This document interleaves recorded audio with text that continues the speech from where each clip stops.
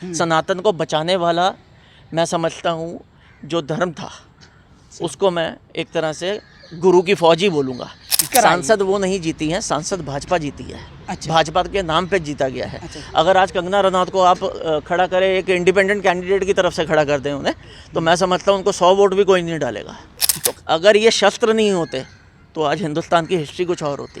किसान भाइयों के जो हमारी कृपान होती है, हाँ। जो हमें 5 कक्कर अलाउड किए हैं, जी जी।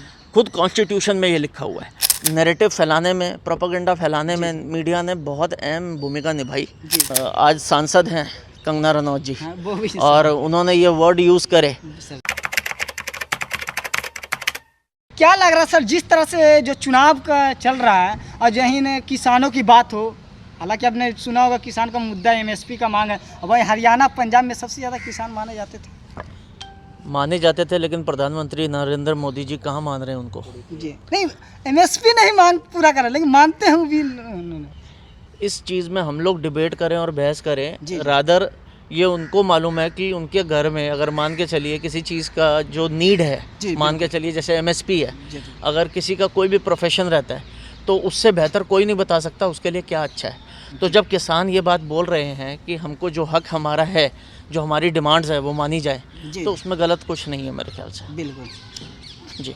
तो क्या लग रहा है जो हरियाणा का चुनाव जिस तरह से अभी हो रही है, चल रही है, अभी हालांकि 4 अक्टूबर के अभी कर दिया गया चुनाव है, तो क्या किसानों की नाराजगी वहाँ दिखने को मिलेगी? बिल्कुल मिलेगी। अभी आप अगर चुनाव जो हमारा लोकसभा का हुआ, उसमें भी आपने देखा होगा सीटों का कैसा रहा, 50-50 का रहा, और ये 50-50 में भी अभी सीटें आपको और गिरती हुई दिखेगी जब आप हरियाणा का विधानसभा चुनाव देखेंगे। जी जी। क्योंकि जो नाराज़गी पंजाब और हरियाणा में है वो मैं समझता हूँ पंजाब लूँ, हरियाणा लें, या फिर हम यूपी की भी बात करें, हाँ, सारी जगह नाराज़गी आपको देखने को मिली है। और लोकसभा के चुनाव के दौरान जिस तरीके से बीजेपी की सीटें घटी हैं, जो कि अनुमान लगाया जा रहा था कि 1 साइडेड चलेगा, और अयोध्या का इशू होते हुए भी बिल्कुल अयोध्या उसके बावजूद सीटों का इतना गिरना, और खुद नरेंद्र मोदी जी 1.5 लाख वोटों से जीते हैं। हाँ, और जबकि पहले दो का जो चला था चरण, उसमें वो पीछे थे। जी। एक नरेंद्र मोदी जी का जो दिखाया जाता है, बीजेपी की तरफ से जो प्रोपेगेंडा फैलाया जाता है कि हमारे देश के यशस्वी प्रधानमंत्री हैं, और उसके बावजूद ऐसा रिजल्ट रहना कि खाली 1.5 लाख वोटों से जीतना। खाली इसलिए बोला जाएगा क्योंकि मैं समझता हूँ 2019 के चुनाव में किसी का 5 लाख का डिफरेंस है, 4 लाख का डिफरेंस है, 2.5 लाख का डिफरेंस है, 7 लाख का भी डिफरेंस जा रहा है। तो ये बीजेपी की पॉपुलैरिटी गिरने का एक साफ संकेत है, जो अब जनता नहीं चाह रही कि भाजपा का राज चले।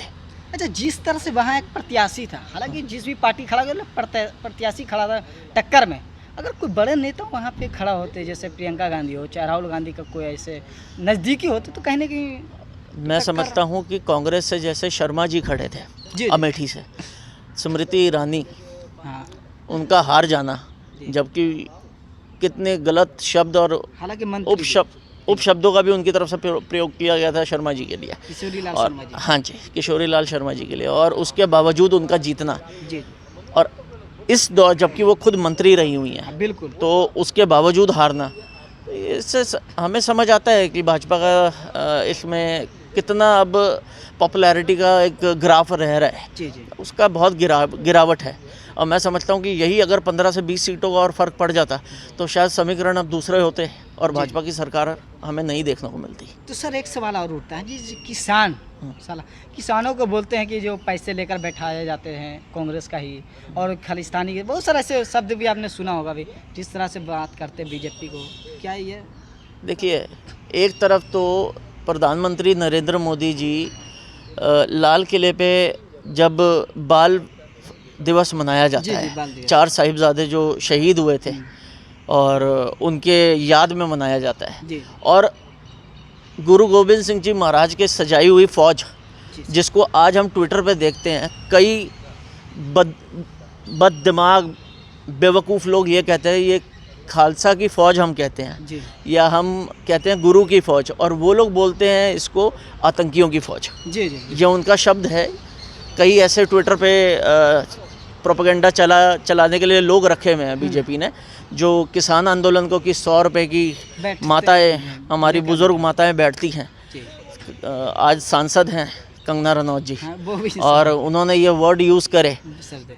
आप अपना बैकग्राउंड देखिए जी जी और किसानों का क्या रहा है इस देश के लिए। हमारा देश जय जवान जय किसान के नारे पे चला है, तो आप नहीं बताएंगे कि वो 100 रुपये की हैं या उनकी क्या अहमियत है। वो अहमियत आप ज़िंदगी में आप अपने 100 जन्म भी लेंगे तब भी पूरी नहीं कर सकते आप। जी। तो जिस तरह से 400 पार की नारा जिसमें चला रहे थे, हालांकि ये भी बहुत सीटें से गिर गया। आप ही को दिख गया, आप ही को दिख गया। मीडिया अगर देखिए, बुरा मत मानिएगा, जी बोलिए। खाली आपको नहीं कह रहा हूँ, लेकिन मीडिया का इसमें बहुत अहम रोल है। जी बिल्कुल। नैरेटिव फैलाने में, प्रोपेगेंडा फैलाने में मीडिया ने बहुत अहम भूमिका निभाई। जी 400 पार का जो नारा दिया गया, अब सीटें आई हैं 240। जी बिल्कुल। तो आप कहाँ आसमान से सीधा ज़मीन पे गिरे हो। जी ये आपकी बुद्धि लगाने वाली बात है कि आपने क्या प्रोपेगेंडा फैलाया था और कहाँ पर आप बैठ रहे हैं। तो और प्लस जो आपने किसान आंदोलन वाली बात करी, जिसमें बोला गया कि आतंकवादी हैं, खालिस्तानी हैं। आप मुझे एक चीज़ बताइए, ये बोला जाता है आज की डेट में कि शस्त्र रखना अलाउड नहीं होना चाहिए, जो कि एयरपोर्ट में कई किसान भाइयों के जो हमारी कृपान होती है, हाँ। जो हमें 5 कक्कर अलाउड किए हैं, जी, जी। खुद कॉन्स्टिट्यूशन में ये लिखा हुआ है, उसके बावजूद उस पर कमेंट करना और उसके बिहाफ पे एयरपोर्ट में उनको रोकना। तो अगर ये शस्त्र नहीं होते तो आज हिंदुस्तान की हिस्ट्री कुछ और होती। ये हर कोई समझता है। मुग़लों ने जो गलत काम किए, जो मुग़ल करके जा रहे थे, सनातन को बचाने वाला मैं समझता हूँ जो धर्म था, उसको मैं एक तरह से गुरु की फ़ौज ही बोलूँगा, आतंकियों की फ़ौज नहीं बोलूँगा, जो कि बीजेपी का आईटी सेल या उसके प्रोपेगेंडा फैलाने वाले लोग बोलते हैं। तो ये गुरु की फ़ौज है। और पीछे जो ये बातें हुई हैं अभी, जो कंगना रनौत ने इमरजेंसी मूवी बनाई थी, तो और इसमें बोला गया कि आतंकी शो किया गया एक तरह से, उसमें गलत तरीके से सिखों का कैरेक्टर असैसिनेशन हुआ है पूरा का पूरा, और उसी वजह से आज वो फिल्म रुकी पड़ी है। तो मैं समझता हूँ कि कंगना रनौत की जो दिमागी संतुलन है वो उतना सही नहीं है, मैच्योर नहीं है। लेकिन इस सवाल उठता है ना, तो वहीं कहने का उठता है कि एक सांसद होकर जिस तरह से मंडी जीत कर सांसद वो नहीं जीती हैं, सांसद भाजपा जीती है। अच्छा। भाजपा के नाम पे जीता गया है। अच्छा। अगर आज कंगना रनौत को आप खड़ा करें, एक इंडिपेंडेंट कैंडिडेट की तरफ से खड़ा कर दें उन्हें, तो मैं समझता हूँ उनको 100 वोट भी कोई नहीं डालेगा। अच्छा, कहने का लगता है बीजेपी का चेहरा जो बस चेहरे के नाम पे हुआ है और कुछ भी नहीं है।